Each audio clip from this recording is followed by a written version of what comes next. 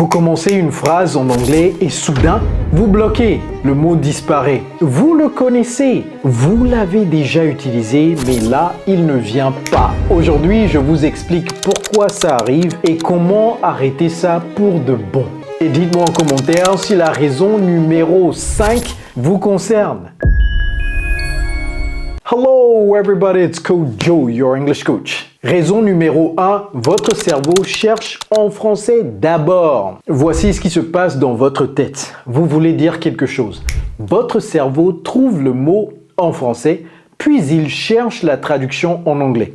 Ce processus prend du temps et pendant ce temps, vous bloquez.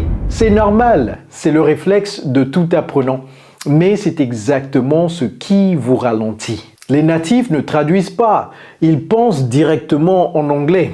Et c'est ce que vous devez apprendre à faire. Raison numéro 2, vous connaissez le mot passivement mais pas activement. Il y a une différence énorme. Connaître passivement signifie vous comprenez quand vous l'entendez. Connaître activement signifie vous pouvez l'utiliser spontanément. Exemple, le mot awkward, vous le comprenez dans une série Netflix. Mais quand vous voulez dire c'est gênant, le mot ne vient pas. Pourquoi? Parce que votre cerveau l'a stocké en mode reconnaissance, pas en mode production. Pour parler couramment, vous devez activer vos mots, les utiliser, les pratiquer, pas juste les reconnaître. Raison numéro 3, vous n'avez pas assez de contexte autour du mot.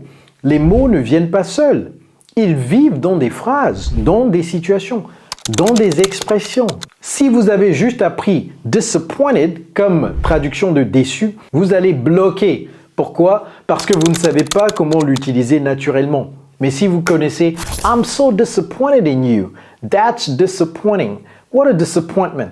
Là, c'est différent. Vous avez le contexte. Le mot vient naturellement. Les natifs ne mémorisent jamais des mots isolés. Ils mémorisent des groupes, des blocs de mots. Et c'est ce que vous devez faire. Raison numéro 4. Votre vocabulaire est trop académique. Vous avez appris des mots compliqués à l'école, mais vous n'avez pas appris les mots simples du quotidien. Résultat, vous connaissez sophisticated, mais vous bloquez sur stuff. Vous connaissez purchase, mais vous bloquez sur grab. Vous connaissez begin, mais vous bloquez sur kick-off. Les natifs utilisent des mots simples, des phrases à particules, des expressions courantes, pas du vocabulaire de manuel scolaire. Et quand vous essayez de parler naturellement, votre cerveau cherche ces mots simples, mais ils ne sont pas là parce qu'on ne vous les a jamais enseignés. Au fait, si vous avez du mal à parler anglais, n'hésitez pas à nous contacter. Nous avons déjà aidé des milliers de francophones dans plus de 60 pays du monde à parler couramment cette langue. Cliquez sur le lien dans la description de cette vidéo et nous nous ferons le plaisir de vous aider à changer radicalement votre vie grâce à l'anglais. Raison numéro 5. Le stress bloque votre mémoire. C'est scientifique. Quand vous êtes stressé, votre cortisol monte. Et le cortisol bloque l'accès à votre mémoire à court terme. C'est pour ça que vous bloquez en conversation réelle. Mais quand vous êtes seul, tranquille, les mots reviennent. Le stress crée un filtre. Il empêche votre cerveau d'accéder à ce que vous savez déjà. Et plus vous stressez de bloquer, plus vous bloquez. C'est un cercle vicieux. La solution? Réduire le stress, s'exposer régulièrement, normaliser les conversations en anglais pour que votre cerveau arrête de paniquer. Maintenant, comment gérer ces problèmes? Voici 5 solutions concrètes. Solution numéro 1. Pensez en anglais 15 minutes par jour. Pas toute la journée, juste 15 minutes. Choisissez un moment, par exemple sous la douche ou pendant votre trajet, et forcez-vous à penser en anglais. Commentez ce que vous voyez. The sky is gray today.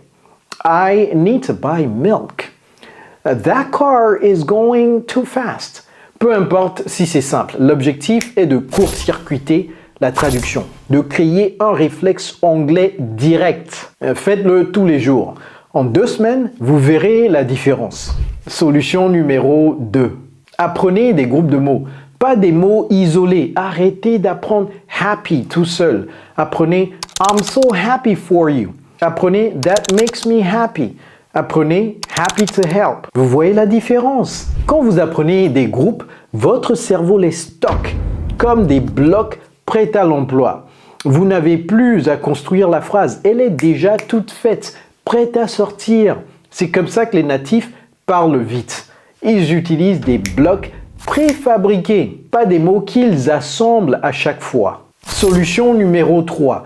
Pratiquez la production active, pas juste la reconnaissance passive.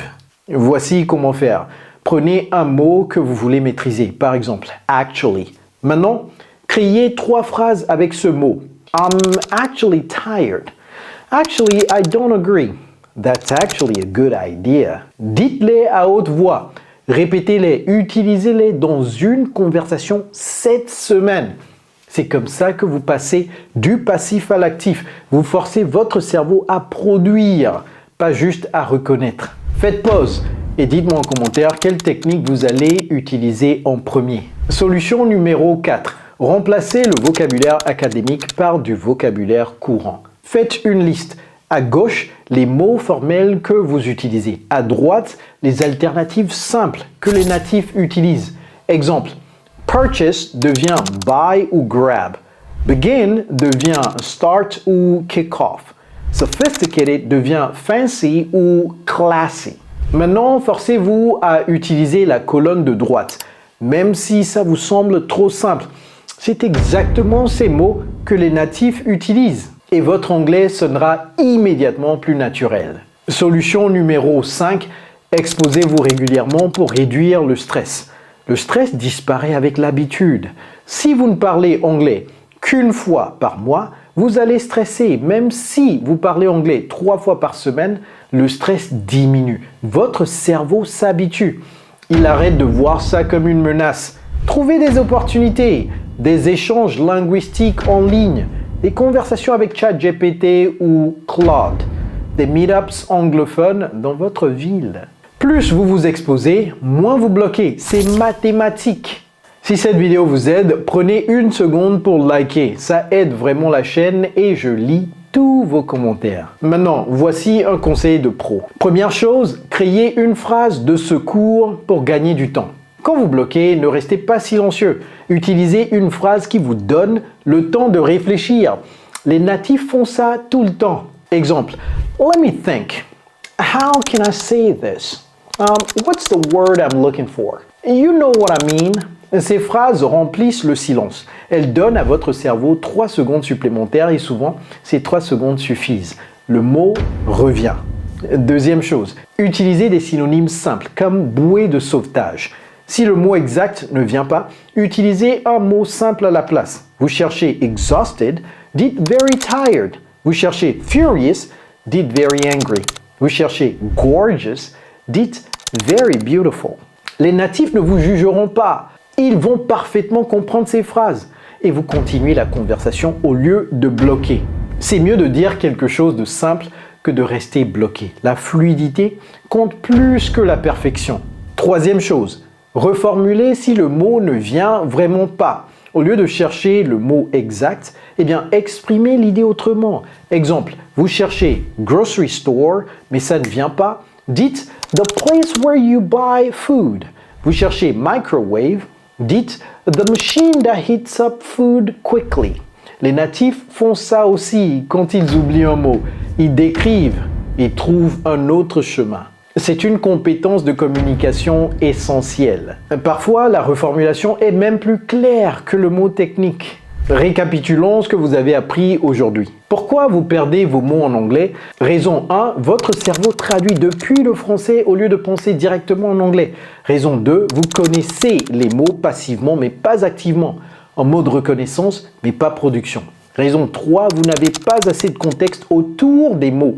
Vous les avez appris isolés. Raison 4, votre vocabulaire est trop académique, pas assez courant et naturel. Raison 5, le stress bloque votre accès à la mémoire pendant les conversations.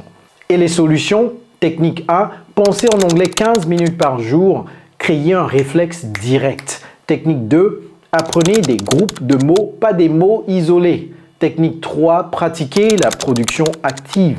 en créant vos propres phrases. Technique 4, remplacez le vocabulaire formel par des mots simples et courants. Technique simple, exposez-vous régulièrement pour réduire le stress. Et mon conseil de pro, utilisez des phrases de secours pour gagner du temps. Des synonymes simples comme bouée de sauvetage et reformulez si le mot exact ne vient pas. Vous venez de comprendre pourquoi vous bloquez et maintenant vous savez exactement quoi faire. Choisissez une technique, appliquez-la cette semaine et vous verrez les mots venir plus facilement, plus rapidement, plus naturellement. Dites-moi en commentaire quelle solution vous allez utiliser demain. Et si cette vidéo vous a aidé, likez et partagez. Abonnez-vous pour du nouveau contenu chaque semaine qui vous aidera à parler anglais naturellement. Vous connaissez certainement quelqu'un qui galère avec l'anglais, n'est-ce pas? Eh bien, bazardez-lui cette leçon. Et si vous avez aimé cette vidéo, je suis certain que vous allez aussi kiffer celle-là. Alors cliquez ici tout de suite pour la regarder. Keep learning, keep growing, keep speaking. It's Coach Joe, your English coach. Take care.